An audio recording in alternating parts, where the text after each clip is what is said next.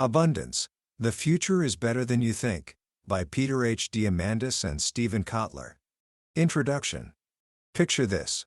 It's the early 1800s. You're at a lavish banquet hosted by none other than Napoleon III, the Emperor of France. The guest of honor is the King of Siam. As the servers bring out the utensils, you notice something strange. The most honored guests, the Emperor and the King, are given forks and spoons made of a dull, silvery white metal. Everyone else, they have to make do with gold. Gold, the lesser utensil. What was this mysterious metal, more precious than gold itself? It was aluminum. Today, we wrap our leftovers in it. We drink from cans made of it and toss them away without a second thought. But for most of human history, pure aluminum was almost impossible to find. It's the third most abundant element in the Earth's crust, but it's always tightly locked away in a clay-like rock called bauxite. Getting it out was a puzzle that stumped humanity for millennia. Aluminum wasn't scarce, it was just inaccessible.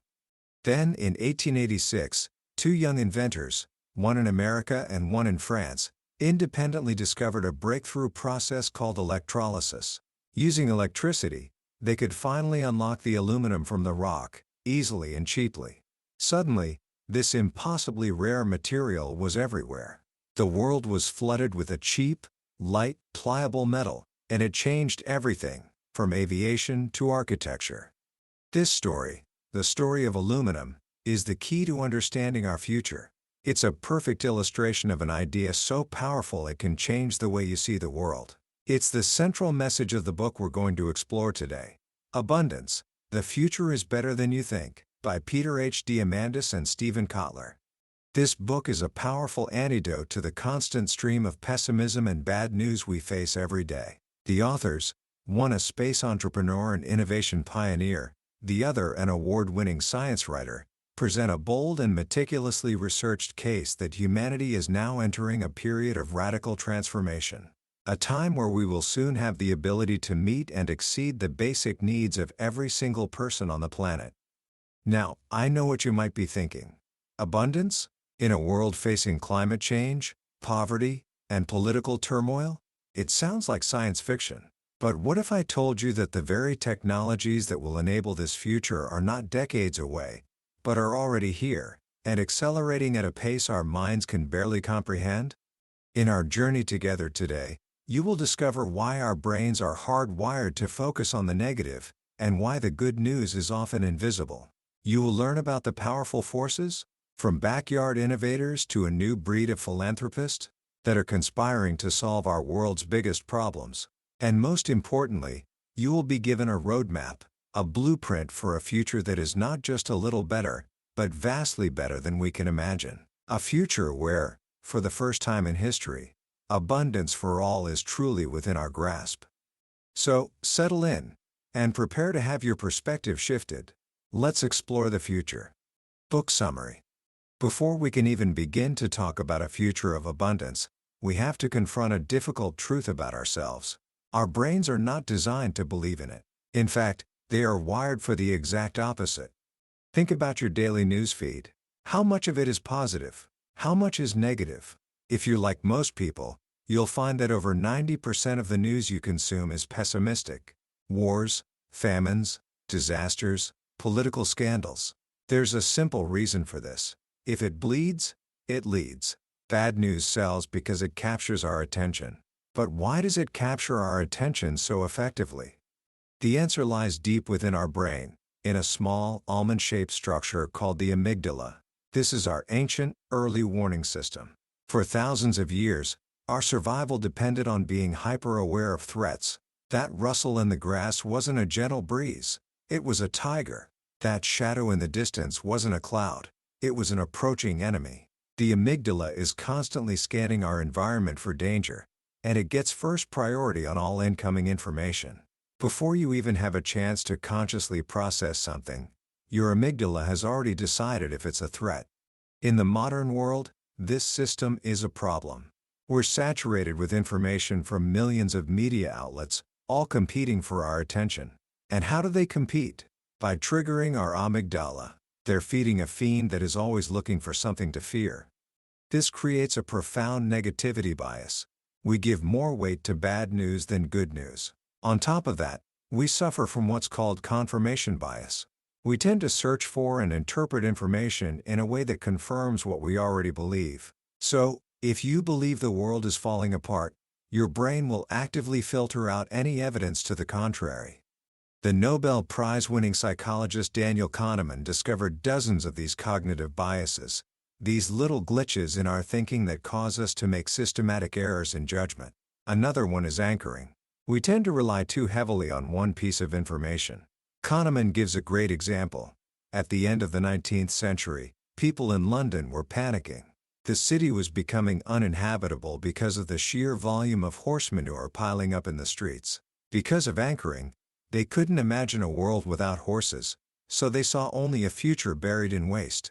They had no idea the automobile was just around the corner, ready to solve one problem and, of course, create an entirely new one. Our brains evolved for a world that was local and linear. For our ancestors, almost everything that mattered happened within a day's walk. And change happened very, very slowly. Life for your children was almost identical to life for your grandparents. But we no longer live in that world. We live in a world that is global and exponential. Let me explain what that means. If I take 30 linear steps, one after the other, I end up 30 meters away. But if I take 30 exponential steps, where each step is double the last. 1, 2, 4, 8, 16. Do you know where I end up? A billion meters away. That's enough to circle the globe 26 times. This is the power of exponential growth, and it's the engine driving the technological revolution that is reshaping our world. But our local, linear brains have a blind spot for it.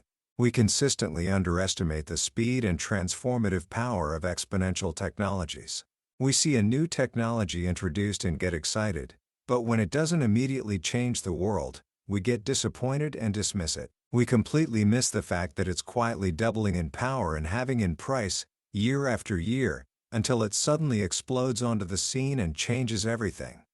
So, our psychology is stacked against us. Our brains are wired for bad news. We're blind to exponential progress, and the media feeds our fear. It's no wonder so many of us feel like the hole we're in is too deep to climb out of. But here's the most surprising part of the whole story. What if there isn't much of a hole to begin with? The science writer Matt Ridley has spent decades challenging this pervasive pessimism by looking at the hard data, and what he found is startling. By almost every metric available, the quality of life for the average human has improved more in the past century than ever before. We are living longer, wealthier, healthier, and safer lives. Ridley offers a beautiful way to measure prosperity. Save time. Think about what it takes to get 1 hour of light to read by. Today, if you're earning an average wage, it costs you less than half a second of work. In the 1880s, using a kerosene lamp, it would have cost you 15 minutes of work. A tallow candle in the 1800s, over 6 hours of work. And in ancient Babylon, a sesame oil lamp would have cost you more than 50 hours of work for that same single hour of light. That is a 350,000-fold increase in our quality of life, just measured in light. We see this everywhere. Poverty has been reduced more in the last 50 years than in the previous 500. The gap between the rich and the poor, which we hear so much about, is also closing. Hans Rosling, a brilliant statistician, created incredible animations of UN data that show the world converging. Over the last 200 years, the huge historical gap between the West and the rest has been steadily shrinking. We are becoming an entirely new, converging world. As Rosling puts it, it's fully possible that everyone can make it to the healthy, wealthy corner. So, if things are so much better than we think, and our psychology is what's holding us back, what is the mechanism driving all this progress? It brings us back to that story of aluminum. The core thesis of abundance is that technology is a resource-liberating mechanism. It can make the once scarce, now abundant. Think about energy. We talk about an energy crisis, but the truth is, our planet is bathed in it. There is over 5,000 times more solar energy hitting the Earth's surface every year than our entire species consumes. Like aluminum, energy isn't scarce, it's just inaccessible. We just need the technology to unlock it. Or take water. 97% of the water on Earth is salt water. For most of history, that was useless to us. But what if a new technology could desalinate even a tiny fraction of our oceans as easily as electrolysis liberated aluminum? How thirsty would we be then? This is not a far-off dream. It's happening right now, driven by the explosive power of exponential technologies. The inventor and futurist Ray Kurzweil has been tracking these trends for decades. He famously identified what we now call Moore's Law, which states that the power of computer chips doubles roughly every 18 to 24 months for the same cost. This law has held true for over 50 years. Think about what that means. The smartphone in your pocket today is more powerful than a room-sized supercomputer from the 1980s that cost millions of dollars. And it's not just computers. Kurzweil found dozens of information-based technologies following this same exponential growth curve, from DNA sequencing to brain scanning to data storage. This exponential engine is what led Peter Diamandis and Ray Kurzweil to found a new kind of institution, Singularity University. Its goal is to bring together the world's brightest minds to understand how these accelerating technologies can be used to solve humanity's grand challenges. These technologies are the tools we will use to build a world of abundance. Let's look at just a few of them. First, there's artificial intelligence, or AI. We're already surrounded by weak AI. It's in our Google searches, our GPS navigation, and our spam filters. But we're rapidly approaching strong AI. IBM's supercomputer, Watson, famously beat the two greatest human champions on the TV show Jeopardy! Now, Watson is going to medical school. It can read and understand millions of pages of medical research, patient records, and textbooks in seconds. Soon, an AI like Watson, accessible through your phone, could deliver a more accurate diagnosis than a team of board-certified doctors, for pennies. Then there's robotics. Scott Hassan, one of the original programmers behind Google, founded a company called Willow Garage. His goal is to create a personal robot platform, the PR2, that can do for robotics what the Apple II did for personal computing. Create a stable, open-source platform that anyone can build upon. We're already seeing these robots fold laundry, fetch beers, and even play pool. Hassan believes that bringing this level of automation out of the factory and into our daily lives will increase our global economy by orders of magnitude. And soon, robotic nurses will help care for our aging population, extending their independence and dramatically improving their quality of life. Connected to robotics is digital manufacturing, or 3D printing. This is the closest thing we have to the Star Trek replicator. These machines build objects layer by layer from a digital blueprint. You can print in plastic, metal, glass, even titanium. We're printing everything from custom prosthetic limbs to entire houses made of concrete. A company called Made in Space is even building 3D printers that work in zero gravity, so astronauts on the space station can print their own spare parts. Soon, when you see something you like online, instead of ordering it and waiting for delivery, you'll just hit print. This democratizes manufacturing, allowing anyone, anywhere, to become a creator. Perhaps most powerful of all is biotechnology and synthetic biology. The biologist Craig Venter, famous for being the first to sequence the human genome, is now creating the world's first synthetic life forms. He calls it the first self-replicating species on the planet whose parent is a computer. His goal? To design novel algae that can take carbon dioxide and water and secrete pure fuel, gasoline, diesel, jet fuel, you name it. Instead of drilling for oil, we will grow it. He also wants to use these same techniques to design human vaccines in 24 hours instead of months, and create food crops with 50-fold improvements in production. These exponential technologies don't operate in isolation. They converge and amplify one another. When you combine AI, robotics, 3D printing, and synthetic biology, the possibilities become almost unimaginable. To give structure to this vision, the authors propose a simple framework, loosely based on Maslow's hierarchy of needs. They call it the abundance pyramid. It has 3 levels. The base of the pyramid is about ensuring survival for everyone on the planet, providing sufficient food, water, and shelter. Let's start with water. We've already seen that it's an accessibility problem, not a scarcity problem. The inventor Dean Kamen, famous for creating the Segway, has developed a water purifier called the Slingshot. It's the size of a dorm room refrigerator. You can stick its intake hose into anything wet, salt water, polluted water, even raw sewage, and the outflow is 100% pure, pharmaceutical-grade injectable water. The current version can purify 1,000 liters a day using the same amount of energy as a hairdryer, and it can run on anything from gasoline to cow dung. Kamen is now partnering with Coca-Cola to use their massive global distribution network to deploy these machines in remote villages around the world. Solving the water problem creates a powerful domino effect. When you provide clean water, you dramatically improve health. Research shows that as health improves and child mortality rates drop, population growth rates go down. When women and children no longer have to spend hours a day fetching water, they have time for education and work. Solving problems anywhere solves problems everywhere. Next is food. The challenge is feeding 9 billion people, but we already produce enough food to feed 10 billion. The problem is our incredibly wasteful, brute force system. The solution? Move the farm. A microbiologist named Dixon Despommier pioneered the concept of vertical farming. Imagine a 30-story skyscraper, built on a single city block, that could feed 50,000 people. These farms use hydroponics or aeroponics, which use 90% less water than traditional agriculture. They are immune to weather, use zero pesticides, and have nearly zero transportation costs.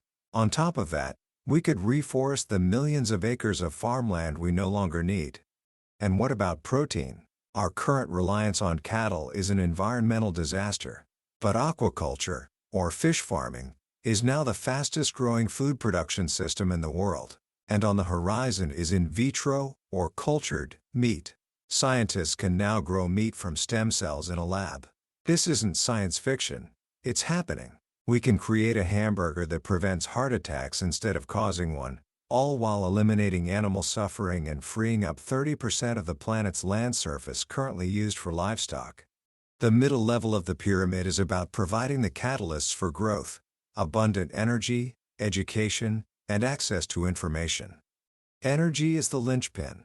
With enough energy, we can solve almost any other resource problem. The price of solar power is on an exponential curve, dropping 20% for every doubling of production. This is known as Swanson's law. Soon, solar will be cheaper than coal. But the big challenge is storage. Solar only works when the sun shines. The good news is, we're on the verge of breakthroughs in grid-level storage, with new technologies like liquid metal batteries that are cheap, scalable, and made from earth-abundant materials. At the same time, brilliant minds like Nathan Myhrvold, with his company TerraPower, are developing fourth-generation nuclear reactors that are passively safe, can't melt down, and can run for decades while burning up our existing nuclear waste. Then there is education. The current factory model of education is obsolete, but technology is about to completely reinvent it. The story of Sagata Mitra is incredible. He placed a computer in a hole in the wall bordering a slum in New Delhi and just walked away. Within minutes, kids who had never seen a computer and didn't speak English had taught themselves how to use it and were surfing the web. He replicated this experiment all over the world with the same results. His work proves that children, working in groups with access to the internet, can teach themselves almost anything. Combine this with the work of Salman Khan and his Khan Academy, which provides thousands of free tutorial videos online, and the rise of engaging, educational video games, and you have the recipe for a revolution. With low-cost tablets and smartphones spreading across the globe, we can provide a personalized, high-quality education to anyone, anywhere, at any time. The peak of the pyramid is where we achieve true abundance, health and freedom. Healthcare is being transformed. All of its components are becoming information technologies. We've talked about AI doctors and robotic surgeons, but we're also seeing the rise of zero-cost diagnostics. Scientists are creating paper-based tests that can diagnose dozens of diseases from a single drop of blood or urine, for pennies. We're also on the verge of mastering regenerative medicine. Using stem cells and 3D bioprinters, Scientists like Anthony Atala are literally printing human organs, bladders, heart valves, and soon, kidneys. This is the dawn of P4 medicine: predictive, personalized, preventative, and participatory.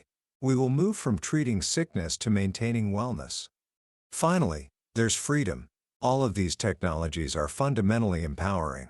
They give individuals power that was once reserved for governments and large corporations. Jared Cohen, who now runs Google Ideas, tells the story of Oscar Morales in Colombia. In 2008, frustrated with the terrorist group FARC, Morales created a Facebook group called A Million Voices Against FARC. In 1 month, he mobilized 12 million people to protest in cities around the world, a movement that helped break the back of the insurgency. This is the power of one person with a connection to the world.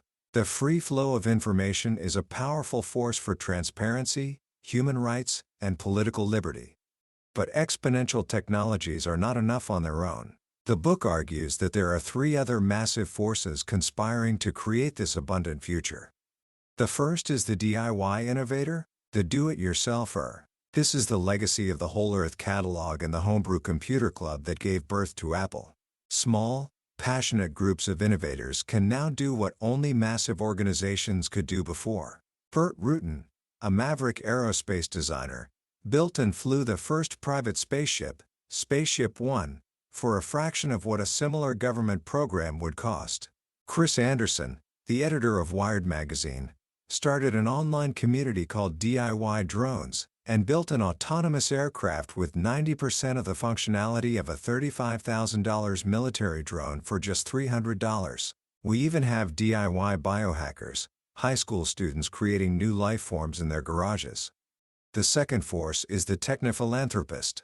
We are seeing the rise of a new breed of billionaire, people who made their fortunes in the tech revolution and are now applying that same ambitious, data-driven mindset to solving global problems. People like Bill and Melinda Gates tackling malaria, or Pierre Omidyar of eBay funding social entrepreneurs.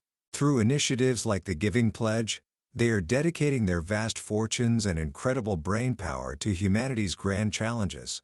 The third and most powerful force is the rising billion. For the first time, the poorest billion people on the planet are plugging into the global economy. C.K. Prahalad called this the fortune at the bottom of the pyramid. Empowered by mobile phones, they are becoming a massive new market force. But more than that, they are becoming a massive source of new ideas, new talent, and new solutions. For all of human history, their minds have been a resource we couldn't access. Now, 3 billion new minds are about to join the global conversation. The potential of this influx of intellect is immeasurable. Of course, this journey is not without its risks. The same technologies that can create abundance can also be used for destruction. Bioterrorism, cybercrime, job displacement from AI and robotics, these are real and serious dangers. The book doesn't ignore them, but it argues that the answer is not to relinquish technology, as some suggest. That's impossible. Science is like a stream of water. It will always find a way. The answer is to steer it, to accelerate the good, and to build up our defenses against the bad. How do we steer faster? One of the most powerful tools we have is the incentive prize. The story of the $25,000 Orteig Prize, which inspired Charles Lindbergh to make the first solo flight across the Atlantic in 1927, shows the incredible leverage a prize can create. Lindbergh's flight transformed aviation overnight. In the same way, the $10 million Ansari X Prize, created by Peter Diamandis, kickstarted the private spaceflight industry. Prizes work because they define a bold, clear, measurable goal and unleash innovation from all corners. They encourage risk-taking and celebrate failure as a necessary step toward breakthrough. This brings us to the final, most crucial element: our mindset. To build a world of abundance, we have to believe it's possible. We have to be, as the famous Apple ad said, the crazy ones, the misfits, the rebels, the ones who are crazy enough to think they can change the world, because they are the ones who do. This book is a powerful call to action. It gives us a vision, not of a perfect utopia, but of a world where we have the tools to solve our grandest challenges. The path forward is not about slicing our pie into smaller and smaller pieces. It's about figuring out how to bake more pies. The future is not set, it is ours to create. And for the first time in history, the power to create it is in all of our hands. Commentary. As we come to the end of our exploration of abundance, it's worth taking a moment to let the sheer scale of this vision sink in. It's a book that doesn't just present a few optimistic ideas, it fundamentally challenges the narrative of decline and scarcity that so often defines our modern world. It gives us a new lens through which to view the future. The most powerful lesson, for me, is the simple but profound idea that our perspective shapes our reality. The book makes a compelling case that we are surrounded by evidence of extraordinary progress, yet our brains, shaped by an ancient need to survive, are Velcro for bad news and Teflon for good news. Diamandis and Kotler aren't asking us to be blind optimists. They're asking us to be data-driven optimists.